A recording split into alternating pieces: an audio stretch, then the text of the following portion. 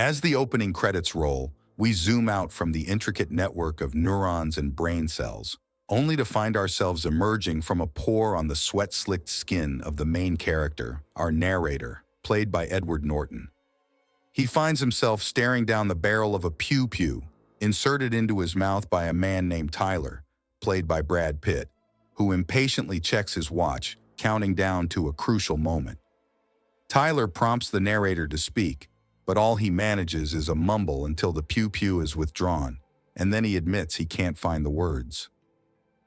Meanwhile, Tyler gazes out of a high-rise window at the city below, prompting the narrator to reminisce about how he first encountered Tyler, before abruptly stopping himself and taking us back to the beginning of the tale. The narrator reveals that he's been enduring insomnia for the past 6 months. His occupation as a traveling product recall specialist for an automobile company exacerbates this issue due to frequent travel, leading to bouts of jet lag alongside the daily stress of his job. He finds solace in observing the mundane routines of single-use soap and shampoo during his stays. Unable to sleep, he occupies himself by channel surfing or perusing Fernie catalogs, a satire of IKEA, indulging in consumerist tendencies by adding to his apartment's decor. He admits to being a self-professed slave to consumerism. Seeking help, he consults his doctor, who recommends herbal supplements instead of medication, and suggests attending a support group for testicular cancer to gain perspective on real suffering. At the support group, he encounters Robert Bob Paulson, a former bodybuilder with severe gynecomastia resulting from hormone therapy after testicular removal. Bob offers comfort through a hug, which unexpectedly brings the narrator to tears, providing a cathartic release that finally allows him to sleep. He becomes hooked on attending support groups, meticulously planning his week around different meetings and feigning illness to attend more. However, the arrival of Marla Singer disrupts his routine. Recognizing her as a tourist, attending multiple meetings, including the testicular cancer group, he's disturbed by her dishonesty, to the point where his sleeplessness returns. After their initial encounter, he confronts her. She defends her actions, comparing their groups to a budget-friendly outing, and they decide to share responsibilities and contact information instead of reporting each other. Despite his efforts, his insomnia persists. During a flight, he meets Tyler Durden, who offers unconventional insights on airplane safety manuals. Tyler, a soap salesman and occasional projectionist, befriends the narrator. Upon returning home from a trip, the narrator finds his condo destroyed by a gas explosion. With nowhere to turn, he contacts Tyler and they meet at a bar.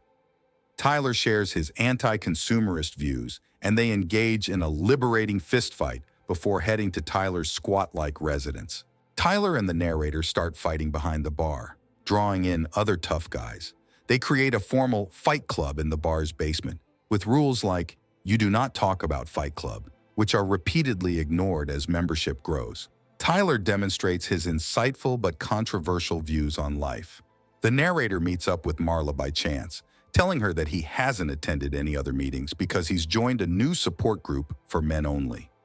While he still treats her with mild contempt, it's clear that he considers her with interest. When she calls the narrator, who, tired of her rambling, sets the phone down without hanging up. He discovers later that Tyler picked up the phone, followed the call to Marla's home, and brought her back to the house where they engaged in vigorous sex, much to the narrator's disgust. The next morning in the kitchen, Marla finds the narrator, who is astonished to see her in his house. The narrator's astonishment insults her, and she leaves in disgust. After she leaves, Tyler enters the kitchen and joyfully reveals that he and Marla had sex the night before. He also gravely makes the narrator promise that he'll never mention Tyler to Marla. That night, the narrator assists Tyler in stealing human fat from a liposuction clinic dumpster for soap making. Tyler explains the superiority of human fat for soap. Back home, Tyler teaches the narrator how to extract tallow from the fat and initiates him with a painful lye burn, claiming it's a rite of passage. Tyler coerces the narrator into allegiance, then treats the burn with vinegar. Later, the narrator notes the high price of Tyler's soap during a meeting with a cosmetics salesperson. Tyler's Fight Club evolves, with new initiates enduring extreme tests like standing on the porch for days and enduring hazing before being dubbed space monkeys and put to work. Tyler coerces individuals to pursue their dreams and assigns club members homework to pick fights they'll lose. Meanwhile, Tyler introduces the narrator to soap-making explosives in the basement. The narrator's conflicts extend to his workplace, where he manipulates a situation to secure a better deal with his boss. Tyler eventually gives his recruits assignments and lectures them about the dangers of consumerism and reliance on societal norms and authority figures. He advocates for returning to a time where a person's value was measured by their hard work and using only what is necessary. This ideology evolves into what Tyler terms Project Mayhem, where basement fights transition into acts of vandalism and destruction. Despite attracting attention, Tyler convinces the lead investigator, a police chief, that the targets of their actions are the very individuals society relies on: service workers, drivers, and engineers. They intimidate the police chief, leading to the end of the investigation. As Project Mayhem expands, the narrator feels increasingly distant from Tyler, leading to jealousy and violence towards a recruit who is deemed beautiful. During a drive, Tyler challenges the narrator to live more fully, causing a dangerous confrontation where Tyler admits to destroying the narrator's home. Ultimately, the narrator surrenders, leading to a car crash that Tyler interprets as a rebirth for the narrator.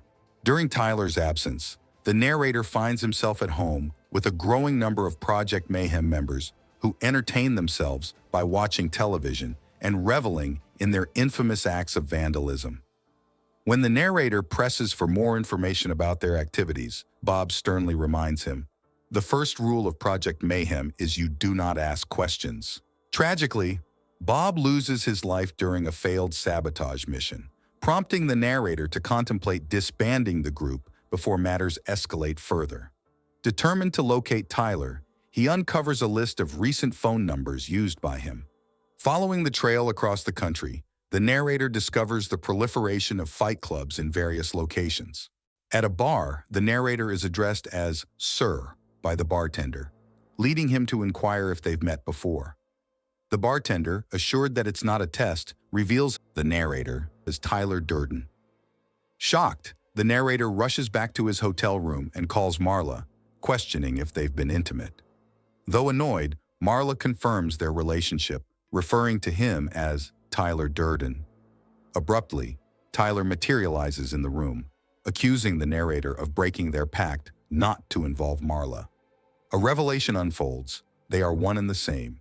The narrator, grappling with insomnia, realizes that Tyler's persona takes over when he's unable to sleep or at random intervals throughout the day. Overwhelmed, he faints. Upon awakening, the narrator finds a new phone list beside him, indicating calls from across the country. Returning home, he discovers it deserted, except for a bulletin board displaying folders detailing buildings in the financial district.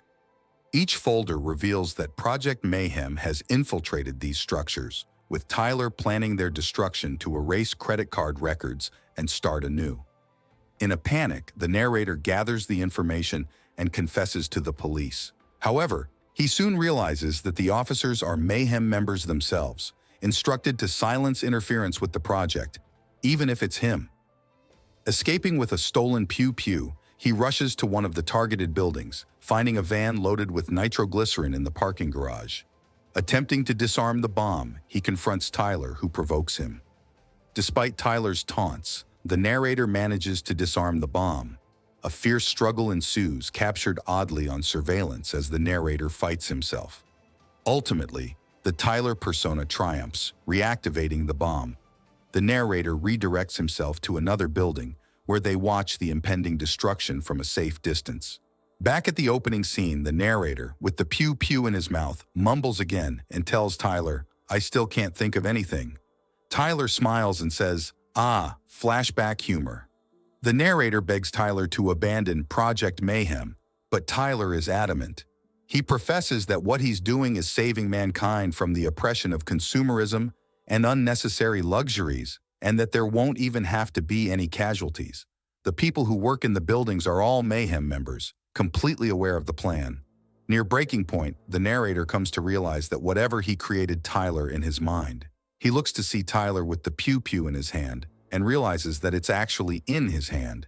He puts it up to his own chin and tells Tyler to listen to him. He says that his eyes are open and then puts the pew-pew in his mouth and pulls the trigger. The bullet shoots out of the side of his jaw and Tyler is unalived with a gaping wound to the back of his head. As the narrator recovers, members of Project Mayhem arrive with snacks and Marla in tow. Observing Tyler's injuries, the Mayhem members depart, leaving Marla alone with him to retrieve medical supplies. Standing together amidst the chaos, Tyler reassures Marla that everything will be okay, just as the first explosion rips through the building ahead. In a moment of connection, Tyler grasps Marla's hand and shares the poignant sentiment, "You met me at a very strange time in my life." Side by side, they witness the ensuing explosions, watching as the buildings crumble and their world transforms. Thank you for watching. Please like and subscribe for more film caps.